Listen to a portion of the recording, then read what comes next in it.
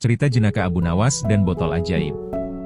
Suatu hari Harun al-Rasyid memanggil Abu Nawas ke istananya untuk diberi tugas. Setelah tiba di istana, sang khalifah menyambut Abu Nawas dengan senyuman. "Akhir-akhir ini aku sering merasakan perutku sakit," kata tabib istana. "Aku terkena serangan angin," kata Harun al-Rasyid.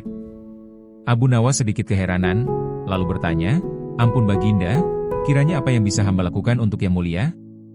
"Tangkap dan penjarakan angin itu untukku," perintahnya. Abu Nawas diam sejenak.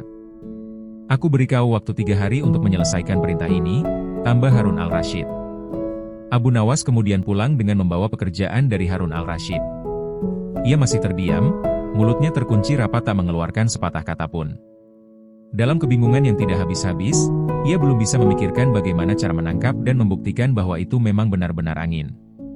Menurutnya, hanya anginlah satu-satunya benda aneh yang tidak berwarna dan tidak bisa dilihat seperti halnya air, yang masih bisa diindera. Sudah 2 hari ini, tetapi Abu Nawas masih belum bisa mendapatkan cara untuk menangkap angin, bahkan memenjarakannya. Abu Nawas hampir putus asa dan tidak bisa tidur, karena waktu yang telah ditentukan tinggal sehari lagi. Ia mondar-mandir memikirkan cara, tiba-tiba ia tersadar dan berkata kepada dirinya sendiri, "Bukankah jin itu tidak terlihat?" Ia berjingkrak dan menyiapkan alat-alat yang dibutuhkan dan berjalan menuju istana kemudian menyerahkan sebuah botol kepada raja. "Mana angin itu, Abu Nawas?" tanya Harun al-Rasyid. "Ada di dalam, Yang Mulia," jawab Abu Nawas. "Benarkah?" "Aku tidak melihat apa-apa," kata sang khalifah. "Ampun Baginda, angin tidak bisa dilihat, tetapi jika tuanku ingin tahu angin, tutup botol tersebut harus dibuka terlebih dahulu," jawab Abu Nawas. Setelah tutup botol itu dibuka, Harun al-Rasyid mencium bau busuk. Dengan marah ia berkata kepada Abu Nawas, "Bau apa ini, Abu Nawas?" "Ampun Baginda, tadi hamba buah angin lalu hamba masukkan ke dalam botol tersebut. Karena takut angin yang hamba masukkan itu keluar, maka hamba memenjarakannya dengan menyumbat botol dan menutupnya," kata Abu Nawas dengan sangat ketakutan. Tapi, Harun al-Rasyid tidak jadi marah, karena apa yang dikatakan Abu Nawas memang masuk akal. Dan begitulah, ia selamat dan sang khalifah pun memberikannya hadiah. 2 Kisah Abu Nawas mencari neraka di siang hari. Ketika beranjak dewasa Abu Nawas membantu sang paman bekerja sebagai pembuat minyak wangi. Seusai bekerja, ia sering pergi ke masjid untuk belajar berbagai ilmu agama dan pengetahuan lain, seperti syair, fikih, dan ilmu hadis. Abu Nawas terkenal sebagai murid yang cerdik dan antusias dalam mempelajari berbagai ilmu pengetahuan. Suatu hari, Abu Nawas bertemu dengan Abu Usamah yang merupakan ahli sastra sekaligus pujangga terkenal. Ia sangat terkesima dengan kemampuan Abu Nawas membuat syair hingga diajarkan berbagai ilmu mengenai syair. Dikenal sebagai sosok yang jenaka dan cerdas, banyak kisah menarik mengenai Abu Nawas, salah satunya ketika ia bersikeras mencari neraka. Kala itu, Abu Nawas merupakan seorang staf ahli dari Khalifah Harun al-Rasyid. Pada suatu siang, Abu Nawas membawa lampu minyak dan menggoyangkannya sembari berhenti pada setiap sudut rumah. Setelahnya, ia kembali berjalan dengan lampu yang masih dipegangnya. Tingkah Abu Nawas menggegerkan penghuni Baghdad. Mereka heran, bagaimana bisa orang secerdas Abu Nawas berjalan di siang hari ketika sinar matahari menyorot sambil membawa lampu? "Abu Nawas mulai gila," kata salah seorang warga Baghdad yang tengah memperhatikan Abu Nawas. Walau begitu, Abu Nawas tidak peduli. Keesokan harinya ia melakukan hal yang sama, hanya saja kali ini lebih pagi sambil tetap membawa lampu minyak. Tanpa bersuara, Abu Nawas menoleh ke kanan dan kiri. Beberapa orang yang menyaksikan tingkah Abu Nawas lantas bertanya kepada Abu Nawas, apa yang sebenarnya ia cari di siang hari dengan lampu di tangannya? Abu Nawas lalu menjawab, "Saya sedang mencari neraka." Dari situlah, para warga mulai berpikiran bahwa Abu Nawas gila. Bahkan di hari ketiga ia masih melakukan hal yang sama dan membawa lampu minyak yang digoyang-goyangkan. Warga Baghdad yang tidak sabar akan perilaku Abu Nawas, lantas menangkapnya. Di Baghdad, ada sebuah undang-undang yang melarang orang gila berkeliaran. Warga Baghdad yang tidak sabar akan perilaku Abu Nawas, lantas menangkapnya. Di Baghdad, ada sebuah undang-undang yang melarang orang gila berkeliaran. Sejumlah musuh politik Harun al-Rasyid justru gembira melihat Abu Nawas ditangkap. Mereka menganggap ketidakwarasan Abu Nawas bisa dijadikan sebagai senjata untuk menyudutkan wibawa sang khalifah. Malu bukan main atas perilaku Abu Nawas, Khalifah Harun al-Rasyid bertanya dengan nada tinggi. "Abu Nawas, apa yang kamu lakukan dengan lampu minyak itu siang-siang?" "Hamba mencari neraka, Paduka Yang Mulia," Jawab Abu Nawas lancar, tidak ada tanda-tanda bahwa dirinya gila. Kamu gila, Abu Nawas? Kamu gila? Tidak Paduka, merekalah yang gila. Siapa mereka? Abu Nawas kemudian meminta orang-orang yang tadi menangkap dan menggiringnya menuju istana untuk dikumpulkan. Setelah berkumpul di depan istana, Abu Nawas didampingi Khalifah Harun mendatangi mereka. Wahai kalian orang yang mengaku waras, apakah kalian selama ini menganggap orang lain yang berbeda pikiran dan berbeda pilihan dengan kalian adalah munafik? Tanya Abu Nawas. Benar, jawab orang-orang itu yang berjumlah ribuan. Apakah kalian juga yang menyatakan para munafik itu sesat? Betul, dasar sesat. Jika mereka munafik dan sesat, apa konsekuensinya? Orang munafik pasti mereka masuk neraka. Dasar munafik, kamu. Mendengar itu, Abu Nawas kembali menimpali. Baik, jika saya munafik, sesat, dan masuk neraka, di mana neraka yang kalian maksud? Punya siapa neraka itu? Saat berucap demikian, Abu Nawas mengangkat tinggi-tinggi lampu di tangannya. Ini dilakukan seakan-akan dirinya sedang mencari sesuatu. Jawaban Abu Nawas membuat orang-orang yang berada di depan Khalifah Harun habis kesabaran. Mereka merasa diledek dengan mimik Abu Nawas. Hai Abu Nawas, tentu saja neraka ada di akhirat dan itu milik Allah. Kenapa kamu tanya? Paduka mohon maaf. Tolong sampaikan pada mereka, jika neraka ada di akhirat dan yang punya neraka adalah Allah, kenapa mereka di dunia ini gemar sekali menentukan orang lain masuk neraka? Tanya Abu Nawas. Apakah mereka asisten Allah yang tahu bocoran catatan Allah? Atau jangan-jangan merekalah yang gila? Lanjutnya. Ucapan Abu Nawas membuat Khalifah Harun al-Rasyid tertawa. Sungguh jenaka sosok Abu Nawas di mata Khalifah Harun, ia lalu berkata sambil masih tergelak, Abu Nawas, besok siang lanjutkan mencari neraka. Jika sudah ketemu, jebloskan orang-orang ini ke dalamnya. 3 kisah Abu Nawas lucu yang ingin menjual matahari. Dikisahkan kala itu sejumlah penduduk Baghdad berkumpul di depan istana Khalifah Harun al-Rasyid. Sebagian berteriak dan meminta agar Abu Nawas ditangkap. Dikisahkan dalam buku kisah lucu kecerdasan Abu Nawas susunan Sukma Hadiwianto, kala itu sejumlah penduduk Baghdad berkumpul di depan istana Khalifah Harun al-Rasyid. Sebagian berteriak dan meminta agar Abu Nawas ditangkap. Para penduduk protes karena baliho raksasa milik Abu Nawas yang dipasang di depan rumahnya yang berbunyi, dijual cepat, matahari Baghdad, siapa cepat dapat bonus anak unta. Penduduk lainnya merasa panik dan kasakusuk di depan istana. Mereka takut sekaligus bingung, jika matahari Baghdad dijual maka bagaimana mereka bisa hidup? Abu Nawas, kamu serius mau menjual matahari? Tanya Khalifah Harun al-Rasyid sambil mengamati massa yang membludak di depan istananya. Benar Baginda, supaya kita bisa ikut cara mereka menggunakan otak, jawab Abu Nawas. Maksudnya? Khalifah kembali bertanya. Begini Baginda, apakah Baginda senang infrastruktur di Baghdad terbangun hebat di zaman Baginda? Baginda bangga bisa menjadi teladan buat rakyat bahwa selama menjabat jadi khalifah Baginda tidak korupsi? Baginda senang tidak mempertontonkan keserakahan dengan menguasai ratusan ribu hektar padang pasir, padahal Baginda bisa melakukannya dengan kekuasaan yang sekarang Baginda genggam, beber Abu Nawas. Khalifah Harun al-Rasyid yang bingung lantas meminta Abu Nawas untuk menjelaskan maksud dari ucapannya. Abu Nawas, coba ke inti masalah. Jika Baginda turun dan tanya massa yang sekarang berdemonstrasi itu, ketahuilah bahwa mereka akan menjawab buat apa bangun infrastruktur. Infrastruktur tidak bisa dimakan. Jadi, jalan-jalan mulus yang Baginda bangun selama ini, puluhan bendungan yang Baginda banggakan, lapangan terbang, rel kereta api di Koramabad, pasar-pasar di Kirkuk, itu semua percuma, tak bisa dimakan, kata Abu Nawas menjelaskan. Khalifah Harun al-Rasyid terdiam.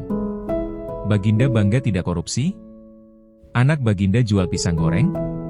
Itu malah membuat mereka marah dan cemburu. Buat mereka Baginda mestinya korupsi agar mereka tak repot-repot lagi bikin isu tak masuk akal. Misalnya Baginda keturunan Mongolia, Baginda memusuhi ulama, Baginda membiarkan partai BTS yang sudah dilarang tumbuh lagi. Wah pokoknya banyak Baginda. Lalu apa hubungannya dengan menjual matahari? Tanya Khalifah Harun al-Rasyid. Abu Nawas kemudian menjelaskan apa yang dianggap Khalifah Harun sebagai prestasi nasional justru dianggap pemborosan dan membebani negara karena mereka terbiasa melihat prestasi yang ada di ruang gelap.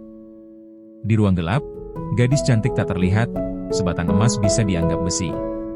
Tapi kalaupun mata mereka tak melihat di ruang gelap, bukankah telinga mereka mendengar, hati mereka terbuka? Bagaimana mungkin mereka menuduhku memusuhi ulama padahal wakilku sekarang adalah ulama besar? Jikapun mereka tak suka aku, Bukankah kepada mereka sekarang aku sodorkan ulama yang dulu mereka klaim mereka bela? Mengapa sekarang mereka tinggalkan? Abu Nawas kemudian berkata, Baginda, itulah enaknya melihat dunia di ruang gelap sambil terbalik.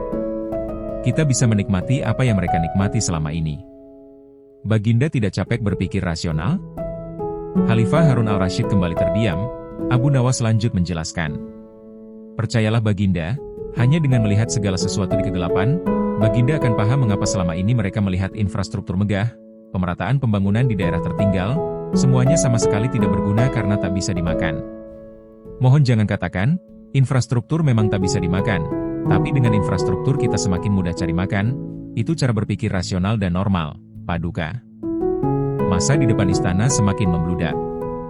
Khalifah Harun al-Rasyid masih diam, ia lantas memberi isyarat membenarkan ucapan Abu Nawas. Jadi, boleh saya menjual matahari? Kisah ini menunjukkan Abu Nawas sebagai pribadi yang cerdas dan peduli.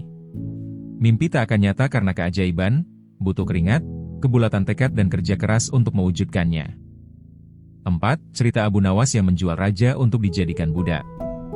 Dikisahkan Abu Nawas telah ditinggal wafat ayahnya sejak kecil. Sang ibu membawanya ke sebuah kota di Irak karena alasan ekonomi. Abu Nawas kecil dititipkan kepada seseorang bernama Attar untuk melakukan pekerjaan yang bisa dilakukan anak kecil. Walau begitu, Attar memperlakukan Abu Nawas dengan baik, ia disekolahkan di sekolah Al-Quran hingga menjadi seorang hafiz.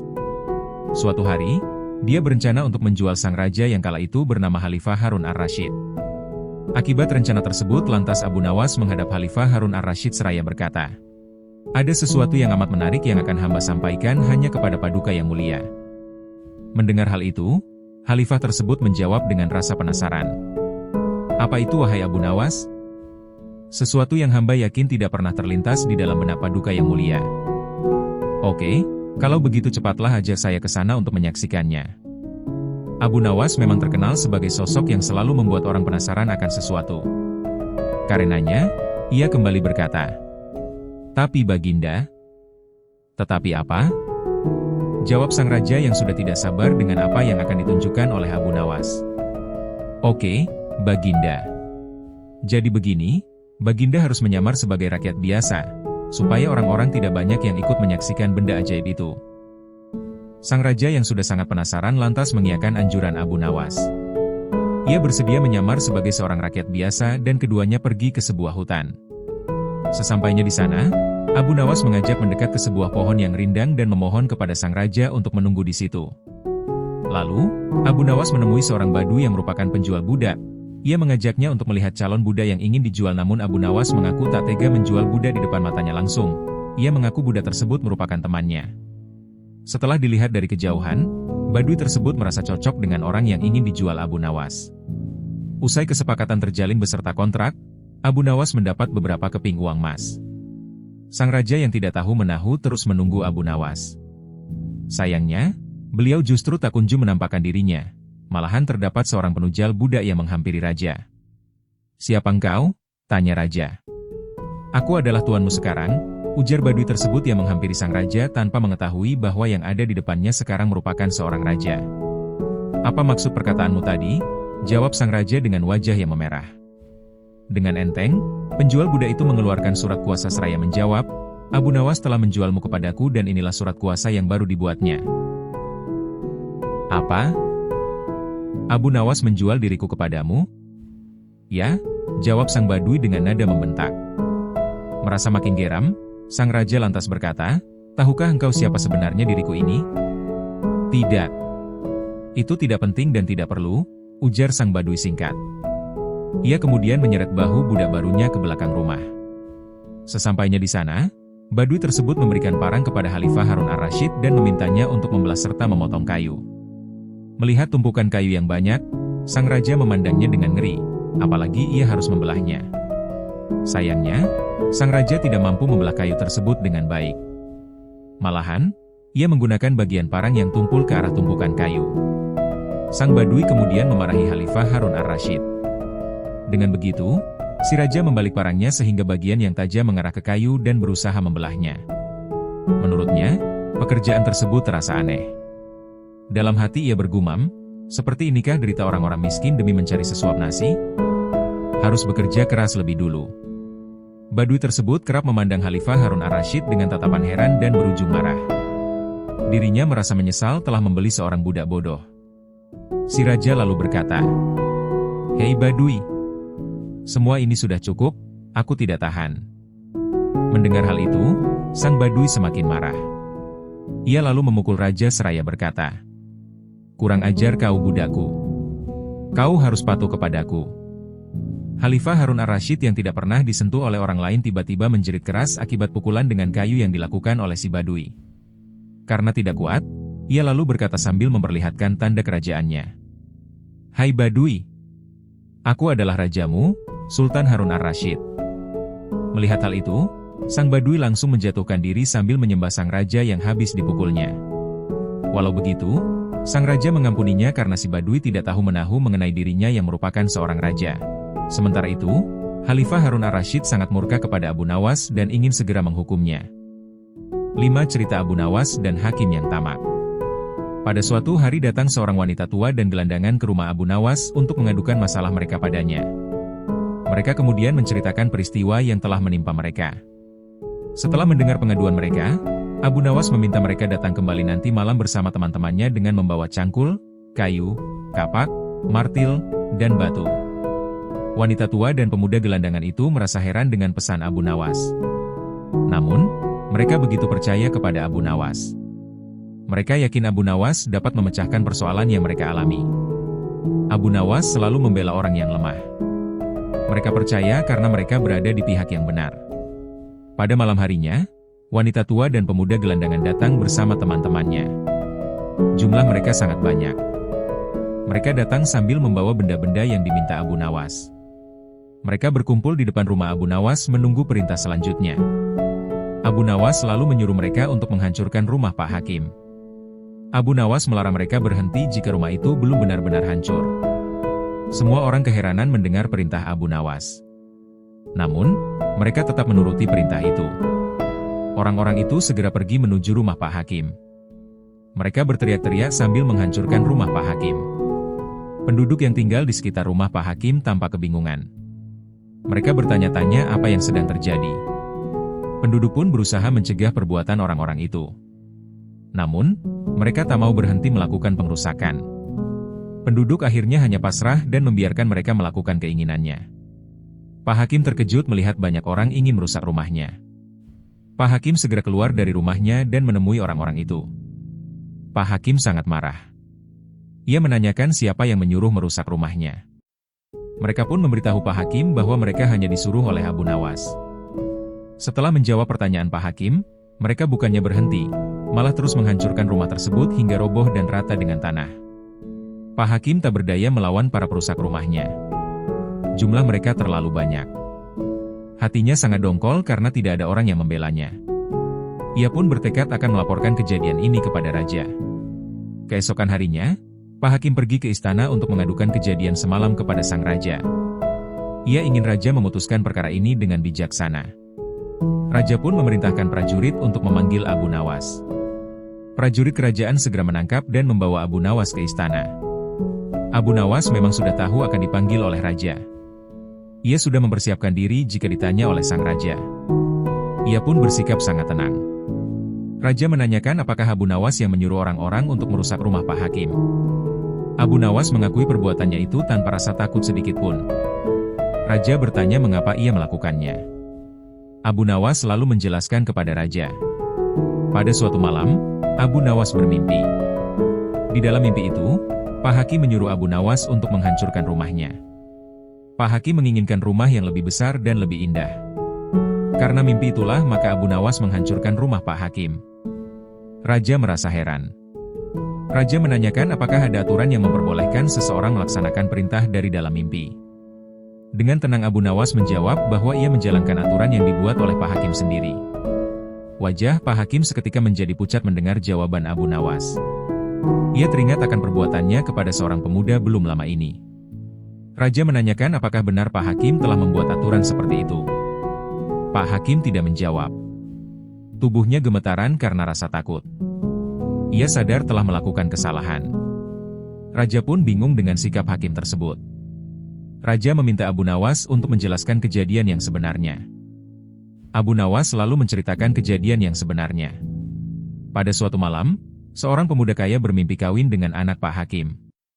Di dalam mimpi ia membayar mas kawin agak banyak. Pak Hakim mendengar kabar mimpi itu, ia segera mendatangi si pemuda dan meminta mas kawin anaknya. Tentu saja pemuda itu tak mau membayar mas kawin hanya karena mimpi. Namun, Pak Hakim merampas semua harta milik pemuda itu. Pemuda itu menjadi seorang gelandangan dan akhirnya ditolong oleh seorang wanita tua. Raja sangat terkejut mendengar cerita Abu Nawas. Ia memerintahkan Abu Nawas untuk memanggil si pemuda. Raja ingin membuktikan bahwa Abu Nawas tidak berbohong. Abu Nawas memang sudah menyuruh pemuda itu menunggu di depan istana. Abu Nawas segera memanggil pemuda itu ke hadapan raja. Raja meminta pemuda itu menceritakan kejadian yang dialaminya. Ternyata, cerita pemuda itu sama dengan cerita Abu Nawas. Raja sangat murka. Ia telah salah mengangkat hakim yang tamak dan sewenang-wenang. Hakim itu dipecat dan seluruh hartanya diberikan kepada si pemuda. Pemuda itu sangat senang karena hartanya sudah kembali menjadi miliknya. Ia ingin membalas kebaikan Abu Nawas yang telah menolongnya. Ia akan memberikan sebagian hartanya sebagai hadiah. Namun, Abu Nawas menolak pemberian pemuda itu. Ia menolong dengan tanpa pamrih. 6. Cerita lucu Abu Nawas dan rumah sempit. Suatu hari ada seorang laki-laki tua datang ke kedai teh. Wajahnya tampak bingung dan seperti sedang mencari seseorang. Rupanya ia sedang mencari Abu Nawas. Ia ingin mengadukan masalah pelik yang sedang dihadapinya. Ia merasa tak dapat menemukan jalan keluar dari masalah itu. Ia sudah hampir putus asa dan tak tahu harus berbuat apa. Salah seorang pengunjung kedai teh itu ingin mencoba menolong. Ia menanyakan masalah yang sedang dihadapi laki-laki tua itu. Laki-laki tua itu menceritakan masalah yang dihadapinya. Ia mempunyai rumah yang sangat sempit. Sementara ia tinggal bersama istri dan 8 anak-anaknya. Rumah itu terasa terlalu sempit sehingga mereka merasa tidak bahagia. Suasana rumah tidak nyaman dan tidak memberi ketenangan. Semua pengunjung kedai teh itu mendengarkan cerita laki-laki tua. Namun, tak ada seorang pun yang bisa memberi saran untuk orang itu. Akhirnya mereka menyuruh orang itu pergi mencari Abu Nawas. Kebetulan letak rumah Abu Nawas tidak jauh dari kedai itu. Orang itu pun pergi ke rumah Abu Nawas dan menceritakan masalahnya. Setelah laki-laki itu selesai bercerita, Abu Nawas menanyakan apakah ia mempunyai seekor domba. Jika tidak, Abu Nawas menyarankan agar ia membeli seekor domba. Ia harus memelihara domba itu di dalam rumahnya. Orang itu menuruti saran Abu Nawas. Ia langsung pergi ke pasar hewan dan membeli seekor domba seperti yang disarankan Abu Nawas. Beberapa hari kemudian orang itu datang lagi menemui Abu Nawas. Sekarang ia telah memelihara seekor domba di rumahnya. Namun, rumahnya justru bertambah sesak. Keluarganya merasa suasana rumah menjadi lebih buruk dibandingkan sebelum tinggal bersama domba. Mereka merasa sangat tersiksa. Abu Nawas menyarankan agar orang itu memelihara beberapa unggas di rumahnya. Orang itu menuruti saran Abu Nawas. Ia lalu pergi ke pasar hewan untuk membeli beberapa ekor ayam dan itik dan ia memeliharanya di dalam rumah. Beberapa hari kemudian orang itu datang lagi ke rumah Abu Nawas. Masalah di rumahnya menjadi semakin runyam. Setiap hari istrinya marah-marah. Anak-anaknya pun tak betah lagi tinggal di rumah. Orang itu semakin putus asa. Ia berharap kali ini Abu Nawas memberinya jalan keluar yang terbaik. Abu Nawas menyarankan agar orang itu membeli seekor anak unta dan memeliharanya di rumah. Lagi-lagi orang itu tidak membantah. Ia langsung pergi ke pasar hewan dan membeli seekor anak unta. Ia lalu memelihara anak unta itu di dalam rumahnya. Beberapa hari kemudian ia mendatangi Abu Nawas kembali. Wajahnya semakin kusut. Masalah yang dihadapinya bertambah banyak. Ia sudah kehilangan harapan. Keadaan di rumahnya sekarang lebih mengerikan daripada hari-hari sebelumnya. Rumahnya menjadi kotor dan bau serta penuh sesak. Ia dan keluarganya sudah tidak tahan tinggal serumah dengan binatang-binatang itu. Abu Nawas menyarankan agar orang itu menjual anak unta miliknya. Orang itu segera melaksanakan saran Abu Nawas. Ia langsung menjual anak unta yang ada di rumahnya. Beberapa hari kemudian Abu Nawas pergi ke rumah orang itu. Ia ingin melihat keadaan mereka sekarang. Orang itu tampak tersenyum ketika menemui Abu Nawas. Orang itu bercerita bahwa keadaan mereka sekarang lebih baik karena anak unta itu sudah tidak ada. Rumahnya tidak terasa mengerikan lagi. Mereka merasa lebih bahagia. Abu Nawas lalu menyarankan untuk menjual unggas-unggasnya. Orang itu menuruti saran Abu Nawas. Ia pergi ke pasar hewan dan menjual unggas-unggasnya. Beberapa hari kemudian, Abu Nawas kembali memintanya untuk menjual domba miliknya ke pasar hewan. Orang itu pun menjalankan saran Abu Nawas. Ia segera pergi ke pasar hewan untuk menjual domba miliknya. Beberapa hari kemudian Abu Nawas mengunjunginya lagi. Orang itu menemui Abu Nawas dengan wajah berseri-seri. Ia mengatakan bahwa rumahnya sudah tidak penuh sesak lagi. Ia dan keluarganya merasa rumah itu bertambah luas karena binatang-binatang itu sudah tidak tinggal bersama mereka lagi. Abu Nawas menjelaskan sebuah rahasia. Sebenarnya batas sempit dan luas itu ada dalam pikiran. Rahasianya ada pada rasa syukur kita. Bersyukurlah atas nikmat dari Tuhan, maka Tuhan akan menanam keluasan dalam hati dan pikiran kita. Laki-laki tua itu tersenyum mendengar penjelasan Abu Nawas. Ia menyadari kesalahannya selama ini. Ia dan keluarganya tak pernah bersyukur atas nikmat yang diberikan Tuhan kepada mereka. Kini ia bersama istri dan 8 anaknya dapat hidup berbahagia walaupun rumah mereka tidak lebih besar. Namun, bagi mereka sekarang rumah sempit itu terasa luas. 7. Kisah jenaka Abu Nawas dan ibu yang sebenarnya. Pada suatu hari, ada 2 orang wanita yang bertengkar di dekat rumah Abu Nawas. 2 wanita itu saling berteriak dan menyerang lawannya. Salah satu wanita itu menggendong seorang bayi. Keributan ini mengundang kerumunan warga. Warga pun ingin tahu apa penyebab pertengkaran mereka. Ternyata 2 wanita itu sedang memperebutkan bayi yang sedang digendong oleh salah satu di antara mereka. Keduanya mengaku sebagai ibu dari bayi itu. Pertengkaran ini tak bisa dilerai karena tidak ada penyelesaiannya. Kasus perebutan bayi ini akhirnya diserahkan kepada hakim. Namun, hakim mengalami kesulitan untuk memutuskan wanita mana yang merupakan ibu bayi itu. 2 wanita itu sama-sama bersikeras bahwa bayi itu adalah anaknya. Hakim itu akhirnya menghadap raja untuk meminta bantuan. Raja pun mencari cara untuk menentukan ibu bayi yang sebenarnya. Raja pun berbicara kepada 2 wanita itu secara terpisah. Raja berbicara dengan cara yang sangat halus agar mereka mengaku. Namun, cara yang ditempuh raja tak membuahkan hasil apa-apa. Kedua wanita itu justru semakin mati-matian mengaku sebagai ibu dari bayi itu. Raja hampir putus asa. Masalah ini harus segera diputuskan karena menyangkut nasib seorang bayi. Raja lalu ingat Abu Nawas. Selama ini Baginda sering meminta bantuan Abu Nawas untuk memutuskan perkara yang sulit. Abu Nawas pun dipanggil ke istana untuk menghadap sang raja. Raja menceritakan peristiwa yang terjadi. Raja meminta Abu Nawas untuk menyelesaikan masalahnya. Raja memberi waktu 1 hari kepada Abu Nawas untuk memikirkan jalan keluarnya. Keesokan harinya, Abu Nawas datang ke istana. Raja sudah mengundang 2 wanita yang berebut bayi. Banyak warga yang datang ingin menyaksikan penyelesaian kasus ini. Semua yang hadir menunggu dengan hati berdebar-debar. Mereka ingin masalah ini segera diputuskan. Abu Nawas memerintahkan agar bayi itu diletakkan di atas meja. Lalu Abu Nawas memanggil Algojo untuk maju ke depan. Algojo itu membawa pedang di tangannya. Wajah kedua wanita itu tampak khawatir. Tatapan mata mereka tertuju kepada bayi yang diletakkan di atas meja.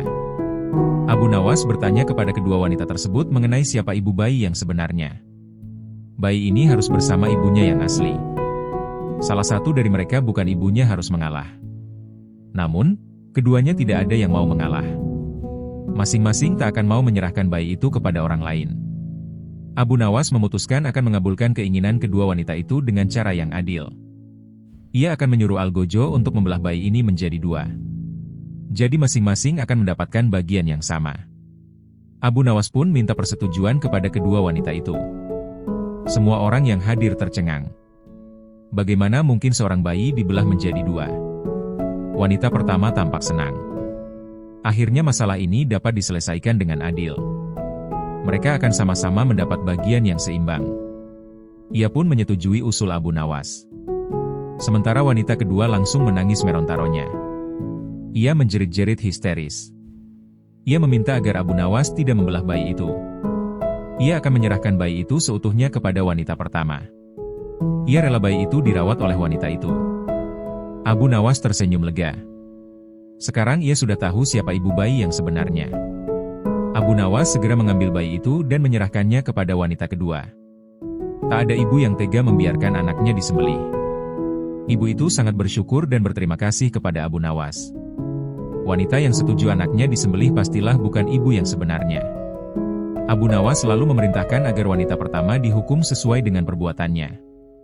Raja merasa puas dengan keputusan Abu Nawas. Warga yang ikut menyaksikan kejadian ini pun gembira karena bayi itu sudah kembali pada ibunya. Sekali lagi Abu Nawas membuktikan kecerdikan dan kepandaiannya. Raja pun ingin mengangkat Abu Nawas menjadi penasehat kerajaan. Namun Abu Nawas menolak. Ia ingin tetap menjadi rakyat biasa saja. 8. Cerita jenaka Abu Nawas, istana raja hancur karena lalat. Abu Nawas tertunduk sedih saat mendengar perkataan istrinya. Tadi pagi, atas perintah langsung dari raja, beberapa pengawal kerajaan membongkar dan menggali rumahnya dengan paksa. Istrinya memberitahukan Abu Nawas bahwa perintah untuk menggali rumahnya itu disebabkan karena raja bermimpi di bawah rumah Abu Nawas terdapat emas dan permata yang tak ternilai harganya. Tetapi setelah digali, ternyata emas dan permata itu tidak ditemukan. Yang membuat Abu Nawas kesal dan bersedih adalah raja tidak meminta maaf kepadanya. Bahkan tidak ada ganti rugi atas kerusakan yang telah dibuat orang-orang kerajaan. Lama Abu Nawas berpikir, tapi belum juga ia menemukan cara untuk membalas perbuatan raja. Makanan yang dihidangkan oleh istrinya tidak dimakan, karena nafsu makannya hilang. Malam pun tiba, tapi Abu Nawas tetap tidak beranjak dari tempatnya semula.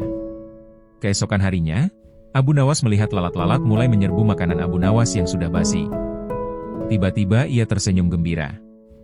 Abu Nawas berkata pada istrinya, "Tolong ambilkan kain penutup makananku dan sebatang besi." "Untuk apa?" tanya istrinya bingung. "Aku akan membalas perbuatan raja yang seenaknya merusak rumah kita," jawab Abu Nawas. Dengan wajah berseri-seri, Abu Nawas berangkat menuju istana. Tiba di istana, Abu Nawas memberi salam hormat dan berkata kepada raja, "Maaf raja, aku menemuimu untuk mengadukan perlakuan tamu-tamu yang tak diundang. Mereka memasuki rumahku tanpa izin dan berani memakan makananku." "Siapakah tamu-tamu yang tak diundang itu, wahai Abu Nawas?" tanya sang raja. "Lalat-lalat ini, Raja," kata Abu Nawas sambil membuka penutup piringnya.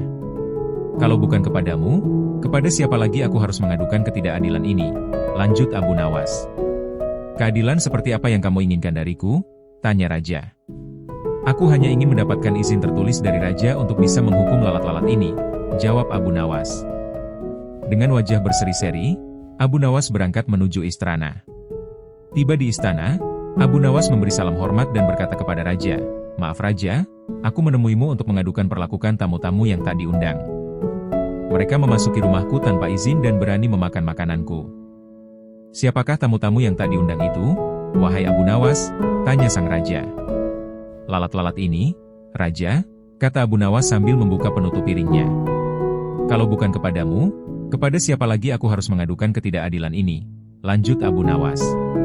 "Keadilan seperti apa yang kamu inginkan dariku?" tanya raja.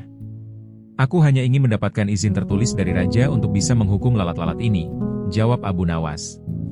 Meskipun terdengar aneh, tapi raja tidak bisa menolak permintaan Abu Nawas, karena saat itu para menteri sedang berkumpul di istana. Raja merasa malu jika menolak permintaan rakyatnya. Dengan terpaksa, raja akhirnya membuat surat izin yang isinya membolehkan Abu Nawas untuk memukul lalat-lalat itu dimanapun mereka hinggap. Tanpa menunda-nunda lagi, Abu Nawas segera mengusir lalat-lalat dari piringnya. Lalat-lalat itu terbang dan hinggap di sana-sini.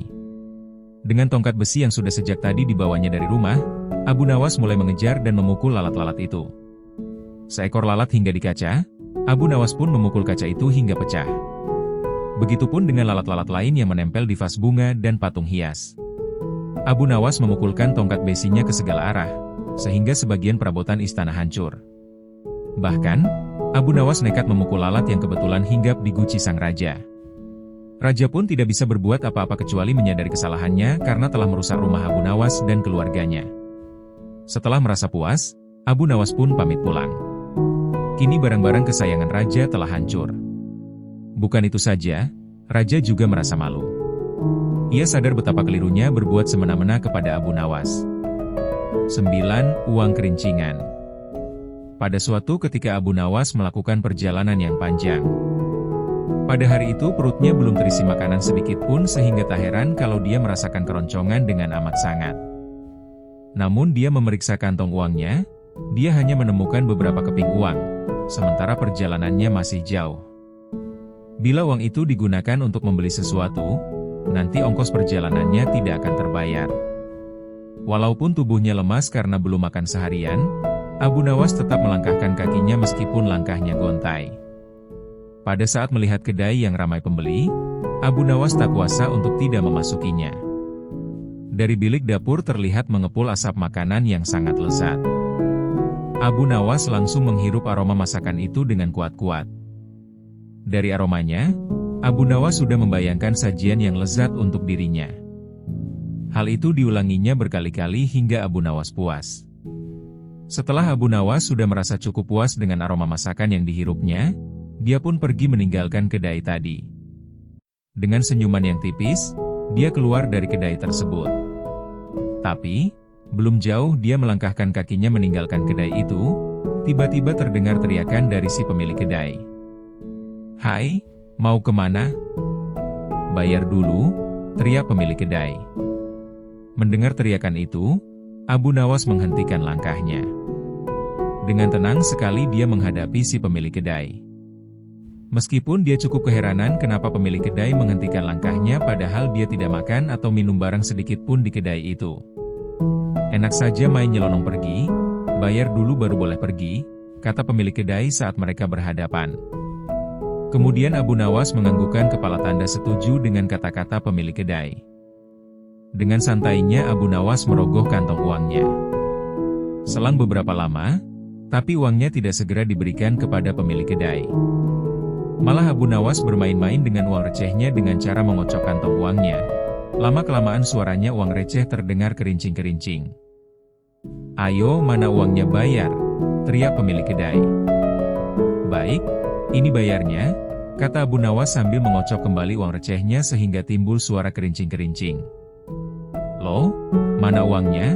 Dari tadi cuma mendengar suaranya saja," kata pemilik kedai yang semakin geram.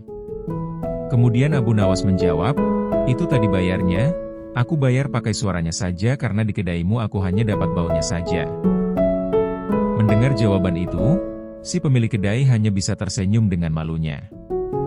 Hehe, ada saja si pemilik kedai ini. Bagaimana bisa orang hanya mencium aroma masakan dari bilik kedai kok disuruh membayar? Tapi pintar juga Abu Nawas dibayarnya pakai suaranya saja, tidak dengan uang.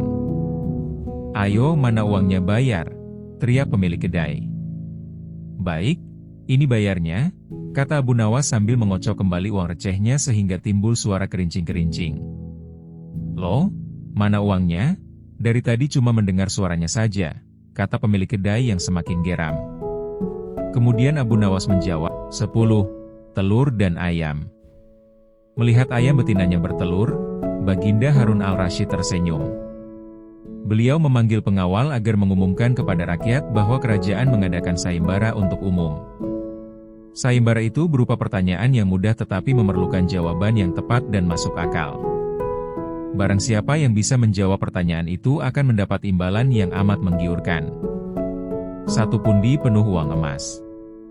Tetapi bila tidak bisa menjawab maka hukuman yang menjadi akibatnya. Banyak rakyat yang ingin mengikuti sayembara itu terutama orang-orang miskin. Beberapa dari mereka sampai meneteskan air liur. Mengingat beratnya hukuman yang akan dijatuhkan maka tak mengherankan bila pesertanya hanya 4 orang. Dan salah satu dari para peserta yang amat sedikit itu adalah Abu Nawas. Aturan main sayembara itu ada 2. Pertama, jawaban harus masuk akal. Kedua, peserta harus mampu menjawab sanggahan dari Baginda sendiri. Pada hari yang telah ditetapkan para peserta sudah siap di depan panggung. Baginda duduk di atas panggung. Beliau memanggil peserta pertama. Peserta pertama maju dengan tubuh gemetar. Baginda bertanya, "Manakah yang lebih dahulu, telur atau ayam?" "Telur," jawab peserta pertama. "Apa alasannya?" tanya Baginda. "Bila ayam lebih dahulu itu tidak mungkin karena ayam berasal dari telur," kata peserta pertama menjelaskan. "Kalau begitu siapa yang mengerami telur itu?" sanggah Baginda. Peserta pertama pucat pasi. Wajahnya mendadak berubah putih seperti kertas. La tidak bisa menjawab. Tanpa ampun ia dimasukkan ke dalam penjara kemudian peserta kedua maju. La berkata, "Paduka yang mulia, sebenarnya telur dan ayam tercipta dalam waktu yang bersamaan." "Bagaimana bisa bersamaan?" tanya Baginda. "Bila ayam lebih dahulu itu tidak mungkin karena ayam berasal dari telur. Bila telur lebih dahulu itu juga tidak mungkin karena telur tidak bisa menetas tanpa dierami," kata peserta kedua dengan mantap. "Bukankah ayam betina bisa bertelur tanpa ayam jantan?" sanggah Baginda memojokkan. Peserta kedua bingung. La pun dijebloskan ke dalam penjara. Lalu giliran peserta ketiga. La berkata, "Tuanku yang mulia, sebenarnya ayam tercipta lebih dahulu daripada telur." "Sebutkan alasanmu," kata Baginda. "Menurut hamba, yang pertama tercipta adalah ayam betina," kata peserta ketiga meyakinkan. "Lalu bagaimana ayam betina bisa beranak pinak seperti sekarang?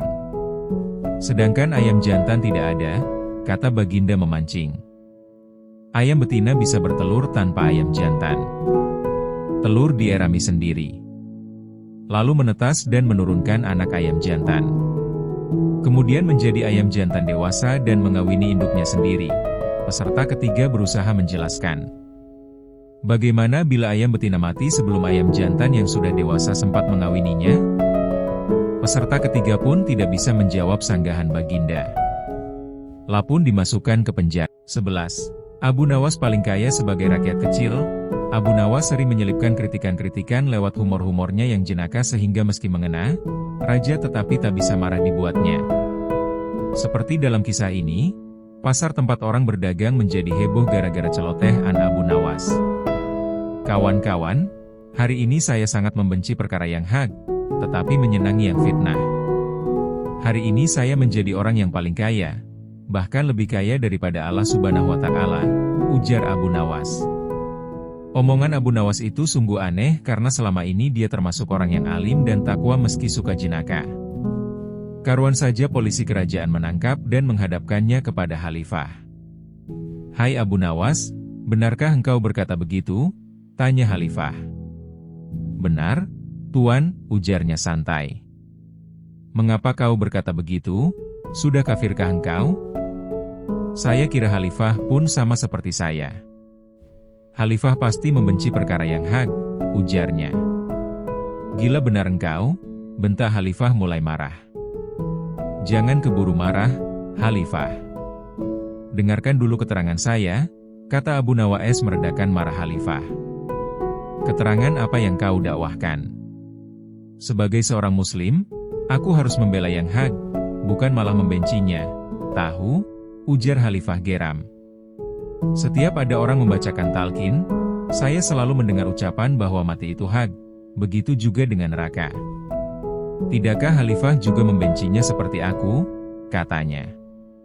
"Cerdik pula kau ini," ujar Khalifah setelah mendengar penjelasan Abu Nawas. "Tapi apa pula maksudmu kau menyenangi fitnah?" tanya Khalifah menyelidik. "Sebentar, Khalifah. Barangkali Anda lupa bahwa di dalam Al-Quran disebutkan bahwa harta benda dan anak-anak kita adalah fitnah. Padahal Khalifah menyenangi harta dan anak-anak Khalifah seperti saya." "Benar begitu, Khalifah?" "Ya, memang begitu. Tapi mengapa kau mengatakan lebih kaya daripada Allah yang maha kaya itu?" tanya Khalifah yang makin penasaran itu. "Saya lebih kaya daripada Allah karena saya mempunyai anak, sedangkan Allah tidak beranak.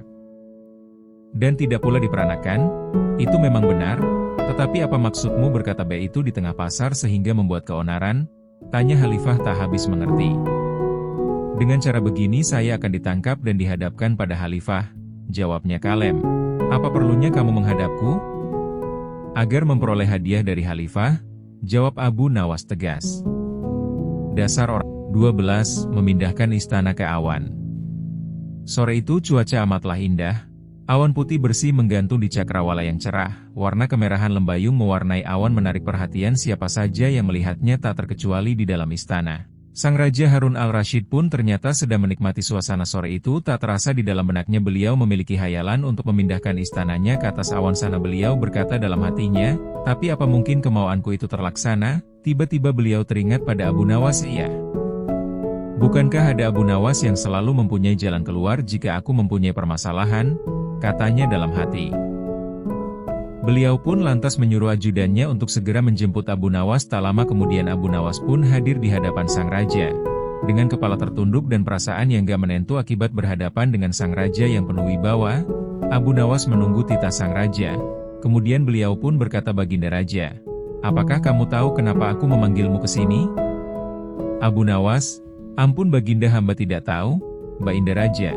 Apakah kau lihat awan yang menggantung di luar sana? Indah bukan?"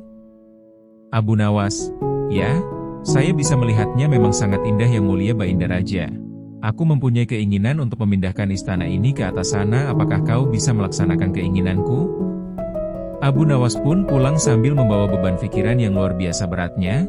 Dia terus memeras akal bagaimana caranya untuk bisa memenuhi keinginan sang raja dan sekaligus lepas dari hukuman yang membayanginya. Karena menurutnya mustahil dia mampu memindahkan sebuah istana ke atas awan. Jangankan memindahkan sebuah istana, sebutir kerikil pun mustahil berada di atas awan. Malam pun tiba, namun dia belum juga menemukan jalan keluarnya. Sampai pagi menjelang dia masih terus memeras akalnya, namun sama saja hasilnya mustahil. Rupanya kabar tentang berita itu sudah tersebar luas ke seluruh pelosok negeri, membuat semua penduduk negeri itu berbondong-bondong ingin menyaksikan secara langsung prosesi pemindahan istana raja ke atas awan oleh Abu Nawas. Sore itu cuaca sangatlah cerah, matahari bersinar di ufuk barat menyiratkan lembayung berwarna keemasan menerpa istana yang megah dan mewah. Setelah berpamitan pada sang istri, Abu Nawas pun pergi meninggalkan rumahnya. Sepanjang jalan dia terus memeras akalnya supaya dia bisa lolos dari masalah itu. Tak lama kemudian sampailah dia di depan istana. Ternyata sang raja bersama ribuan warga telah hadir menantinya. Sedikit tak sabar beliau langsung bertanya pada Abu Nawas, "Kau sudah siap?" Abu Nawas tak menjawab, setengah tak sadar dia cuma bisa duduk di atas tanah di hadapan raja dan ribuan warga, dan dikala itulah dia mendapatkan solusinya. Lalu kemudian Abu Nawas bangkit dari duduknya, dia mengambil posisi jongkok seperti akan menggendong sesuatu. Sang raja bertanya lagi, "Apakah 13 Abu Nawas dan majikannya?" Abu Nawas pernah bekerja pada seorang yang sangat kaya, tetapi seperti biasanya ia mendapatkan kesulitan dalam pekerjaannya. Pada suatu hari orang kaya itu memanggilnya. Katanya, "Abu Nawas, kemarilah kau. Kau ini baik, tetapi lamban sekali. Kau ini tidak pernah mengerjakan satu pekerjaan selesai sekaligus. Kalau kau kusuruh beli 3 butir telur, kau tidak membelinya sekaligus. Kau pergi ke warung, kemudian kembali membawa 1 telur, kemudian pergi lagi, balik lagi membawa 1 telur lagi, dan seterusnya. Sehingga untuk beli 3 telur kamu pergi 3 kali ke warung." Abu Nawas menjawab, "Maaf, Tuan, saya memang salah. Saya tidak akan mengerjakan hal serupa itu sekali lagi. Saya akan mengerjakan sekaligus saja nanti supaya cepat beres." Beberapa waktu kemudian majikan Abu Nawas itu jatuh sakit dan ia pun menyuruh Abu Nawas pergi memanggil dokter. Tak lama kemudian Abu Nawas pun kembali. Ternyata ia tidak hanya membawa dokter, tetapi juga beberapa orang lain. Ia masuk ke kamar orang kaya itu yang sedang berbaring di ranjang. Katanya, "Dokter sudah datang, Tuan, dan yang lain sudah datang juga." 12 yang lain? Tanya orang kaya itu. "Aku tadi hanya minta kamu memanggil dokter, yang lain-lain itu siapa?" "Begini Tuan," jawab Abu Nawas, "dokter biasanya menyuruh kita minum obat. Jadi saya membawa tukang obat sekalian. Dan tukang obat itu tentunya membuat obatnya dari bahan yang bermacam-macam, dan saya juga membawa orang yang berjualan bahan obat-obatan bermacam-macam." 14. Menjaga pintu. Suatu hari Abu Nawas kecil ditinggal ibunya untuk pergi ke rumah ibu RT. Sebelum pergi ibunya berkata kepada Abu Nawas, "Abu Nawas, kalau kamu sedang sendirian di rumah, kamu harus selalu mengawasi pintu rumah dengan penuh kewaspadaan. Jangan biarkan seorang pun yang tidak kamu kenal masuk ke dalam rumah karena bisa saja mereka itu ternyata pencuri."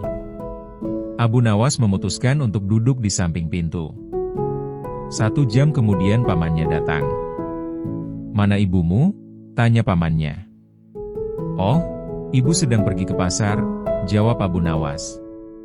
"Keluargaku akan datang ke sini sore ini. Pergi dan katakan kepada ibumu jangan pergi kemana-mana sore ini," kata pamannya. Begitu pamannya pergi Abu Nawas mulai berpikir, Ibu menyuruh aku untuk mengawasi pintu. Sedangkan paman menyuruhku pergi untuk mencari ibu dan bilang kepada ibu kalau keluarga paman akan datang sore ini. Setelah bingung memikirkan jalan keluarnya, 15. Abu Nawas memecahkan masalah. Sore itu di sebuah warung Abu Nawas sedang menikmati secangkir teh hangat, tiba-tiba dia melihat temannya datang dengan muka YG masam, seolah sedang memendam kesusahan. Dia pun duduk di sebelah Abu. Sore ini cuaca sangat cerah, tapi kenapa mukamu tak secerah sore ini? Abu Nawas memulai perbincangan. Bulan 2 ini istriku mengeluh tentang tempat tinggal kami. Sahutnya, kenapa? Ada apa dengan rumahmu? Dia mengeluhkan tempat tinggal kami YG menurutnya terlalu sempit untuk kami berempat tinggal, kenapa tak kau lebarin aja, kata Abu Nawas menawarkan saran, kalau ada uang tentu hal ini takkan terjadi keluhnya. Abu Nawas merenung sejenak, dia coba cari akal untuk pecahkan masalah sahabatnya. Setelah dapat akal dia pun berkata, begini, apakah kamu punya uang untuk membeli seekor keledai? Temannya pun tak lantas menjawabnya. Dia merasa dia tak lantas menjawab pertanyaan Abu Nawas, karena dia sedikit bingung, apa hubungannya membangun rumah sama beli seekor keledai? Tapi dalam hatinya dia yakin pada sahabatnya YG satu ini, karena dia selalu mendapat jalan keluar dari masalah apapun YG ia hadapi. Kemudian ia menjawab, ya, untuk beli seekor keledai saja saya punya. Nah, belilah olehmu seekor keledai, simpan dan uruslah di rumahmu. Ia pun tambah bingung. Bagaimana tidak, tanpa seekor keledai aja rumahnya terasa sempit, apalagi kalau ada seekor keledai? Tapi dia tak berani membantahnya. Sekali lagi dia yakin pada sahabatnya. Baiklah, saya akan coba saran dari kamu. Dibelilah olehnya seekor keledai dan dibawanya pulang. Sesampainya di rumah langsung saja dia memasukkan keledainya ke dalam rumah sesuai saran dari Abu Nawas. Istrinya YG ada di dalam rumah terkejut sambil memarahi suaminya. Dianggapnya suaminya itu sudah tidak waras. Kamu udah gila ya bang? Istrinya memarahi dia, tak sepatah kata pun YG keluar dari mulutnya. Dia sendiri bingung dengan apa YG telah ia lakukan dengan saran dari sahabatnya sendiri. Keesokan harinya ia kembali menemui Abu Nawas, setelah menceritakan apa YG telah terjadi. Di rumahnya Abu Nawas malah menyarankannya untuk membeli lagi seekor kambing. Dia pun tambah kebingungan, bagaimana tidak.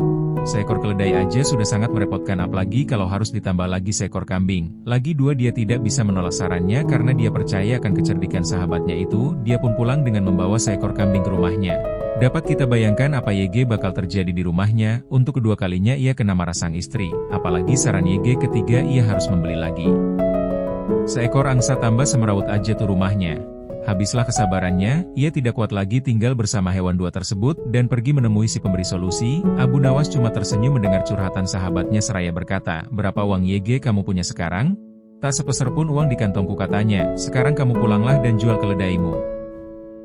Keesokan harinya setelah dia menjual keledainya, dia kembali menemui Abu Nawas. Namun kali ini ada YG berbeda di wajahnya, sedih lebih cerah. Abu Nawas, bagaimana keadaan rumahmu sekarang? Sahabatnya, alhamdulillah rumahku sekarang terasa sedikit lapang setelah keledainya kujual. 16. Kecerdikan Abu Nawas. Pada suatu hari ada 3 orang bijak yang pergi berkeliling negeri untuk mendapatkan jawaban atas pertanyaan yang mendesak. Sampailah mereka pada suatu hari di desa Abu Nawas. Orang-orang desa ini menyodorkan Abu Nawas sebagai wakil orang-orang yang bijak di desa tersebut. Abu Nawas dipaksa berhadapan dengan 3 orang bijak itu, dan di sekeliling mereka berkumpullah orang-orang desa menonton mereka bicara.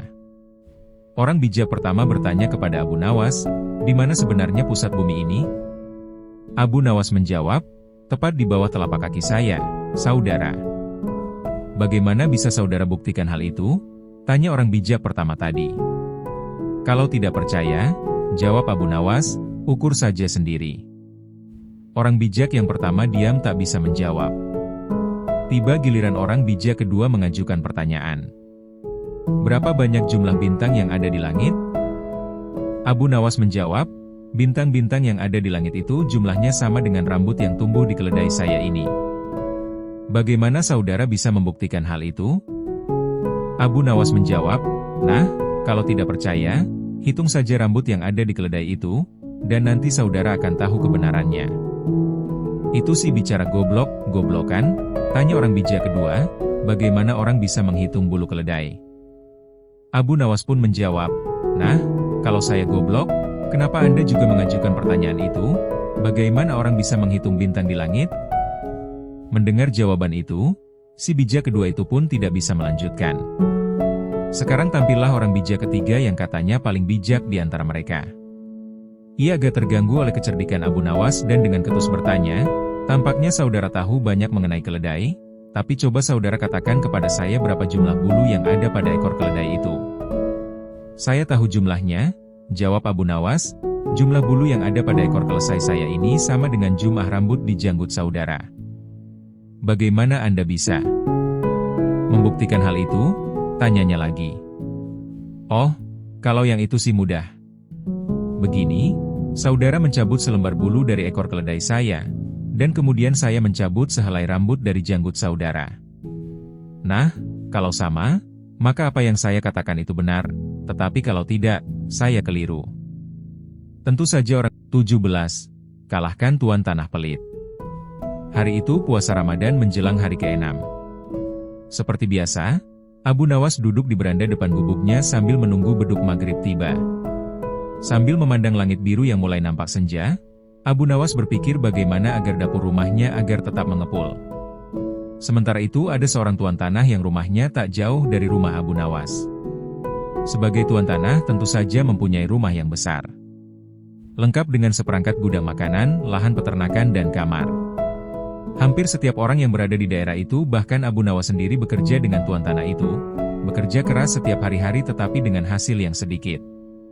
Dan bila meminjam bunga dengan dirinya maka harus mengembalikan dengan bunga yang sangat tinggi. Tingkat penghisapannya sangat tinggi. Dan sebagaimana tuan tanah, dia mempunyai sifat yang pelit, kikir, tamak dan loba. Tuan tanah ini mendengar kabar bahwa Abu Nawas mempunyai suatu kepandaian yang aneh. Bila ia meminjam sesuatu maka akan dikembalikan secara lebih, katanya pinjamannya itu beranak. Seperti meminjam seekor ayam maka ayam itu akan dikembalikan 2 karena ayam itu beranak. Menarik juga kepandaian Abu Nawas ini, pikir sang tuan tanah. Tuan tanah lalu berpikir agar Abu Nawas segera meminjam darinya. Secara kebetulan sore itu Abu Nawas ingin meminjam 3 butir telur kepada tuan tanah itu. Tuan tanah tentu saja senang memberikan pinjaman kepada Abu Nawas karena pinjaman itu akan menjadi banyak karena beranak. Malahan tuan tanah itu menanyakan kepada Abu Nawas apakah ingin meminjam yang lain. Abu Nawas menjawab tidak perlu. Dia hanya butuh 3 butir telur. Tuan tanah itu bertanya lagi dengan Abu Nawas kapan telur itu akan beranak. Abu Nawas menjawab itu tergantung dengan keadaan. 5 hari kemudian, Abu Nawas kembali ke rumah tuan tanah itu, mengembalikan telur menjadi 5 butir. Melihat 5 butir telur, betapa senangnya tuan tanah itu. Tuan tanah lalu menanyakan kepada Abu Nawas apakah ia akan meminjam lagi. Tuan tanah lalu menanyakan kepada Abu Nawas apakah ia akan meminjam lagi. Abu Nawas lalu meminjam piring tembikar sebanyak 2 buah. Tuan tanah itu memberikan dengan senang hati dan berharap piringnya itu menjadi banyak. 5 hari kemudian Abu Nawas datang dengan membawa 3 piring tembikar. Walaupun tidak sesuai dengan yang diharapkan, tetapi hatinya cukup gembira karena 2 piring dulu hanya melahirkan 1 anak saja. Tak apa pikir sang tuan tanah, karena bisa saja orang mempunyai anak tunggal bahkan tidak memiliki anak. Abu Nawas dan tuan tanah itu sama-sama senang. Maka dari itu tuan tanah itu meminjamkan uang senilai 1.000 dinar.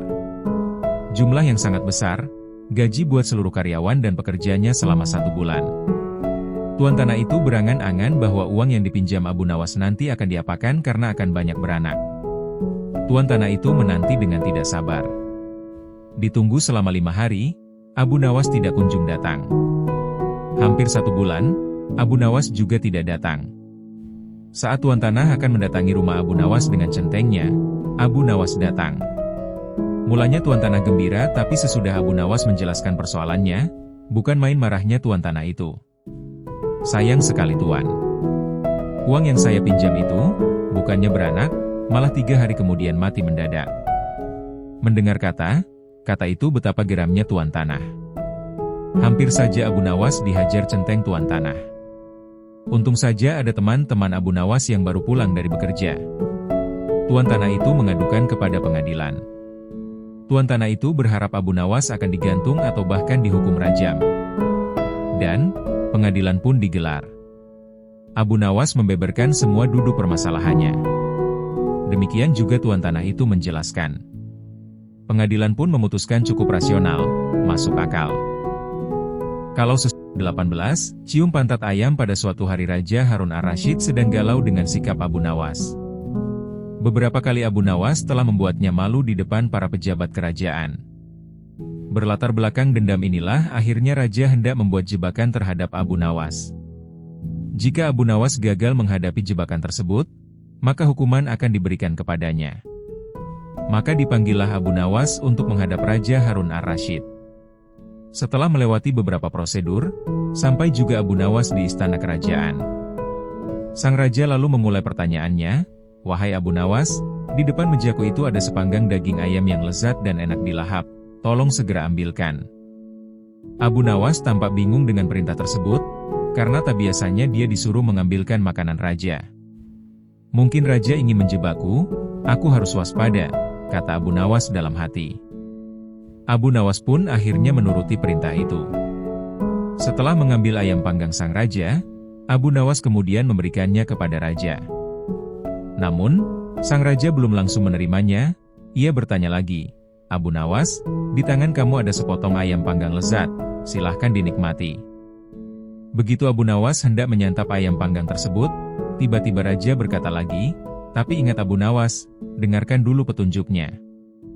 Jika kamu memotong paha ayam itu, maka aku akan memotong pahamu, dan jika kamu memotong dada ayam itu, maka aku akan memotong dadamu. Tidak hanya itu saja, jika kamu memotong dan memakan kepala ayam itu, maka aku akan memotong kepalamu. Akan tetapi kalau kamu hanya mendiamkan saja ayam panggang itu, akibatnya kamu akan aku gantung." Abu Nawas merasa bingung dengan petunjuk yang dititahkan rajanya itu. Dalam kebingungannya, ia semakin yakin jika hal itu hanya akal-akalan Raja Harun saja demi untuk menghukumnya. Tidak hanya Abu Nawas saja yang tegang, tapi juga semua pejabat kerajaan yang hadir di istana tampak tegang pula. Mereka hanya bisa menebak dalam hati tentang maksud dari perintah rajanya itu. Hampir 10 menit lamanya, Abu Nawas hanya membolak-balikan ayam panggang itu. Sejenak suasana menjadi hening. Kemudian Abu Nawas mulai mendekatkan ayam panggang itu tepat di indera penciumannya. Para hadirin yang datang atas undangan raja mulai bingung dan tidak mengerti apa yang dilakukan Abu Nawas. Kemudian terlihat Abu Nawas mendekatkan indera penciumannya tepat di bagian pantat daging ayam bakar yang kelihatan sangat lezat itu. Beberapa menit kemudian ia mencium bagian pantat ayam bakar itu. Setelah selesai mencium pantat ayam bakar itu, kemudian Abu Nawas berkata, "Jika saya harus memotong paha ayam ini, maka Baginda akan memotong pahaku. Jika saya harus memotong dada ayam ini, maka Baginda akan memotong dadaku. Jika saya harus memakan dan memotong kepala ayam ini, Baginda akan memotong kepalaku. Tetapi coba lihat, yang saya lakukan adalah mencium pantat ayam ini," kata Abu Nawas. "Apa maksudmu, wahai Abu Nawas?" tanya Baginda. "Maksud saya adalah kalau saya melakukan demikian maka Baginda juga akan membalasnya demikian, layaknya ayam ini. Nah, saya hanya mencium pantat ayam panggang ini saja, maka Baginda juga harus mencium pantat ayam panggang ini pula," jelas Abu Nawas. Sontak saja penjelasan Abu Nawas itu membuat suasana yang tegang menjadi tampak tak menentu. Para pejabat yang hadir menahan tawa, tetapi ragu-ragu karena takut dihukum raja. Sementara itu, raja yang mendengar ucapan Abu Nawas mulai memerah mukanya. Raja tampak malu untuk kesekian kalinya. Untuk menutupi rasa malunya itu, beliau memerintahkan Abu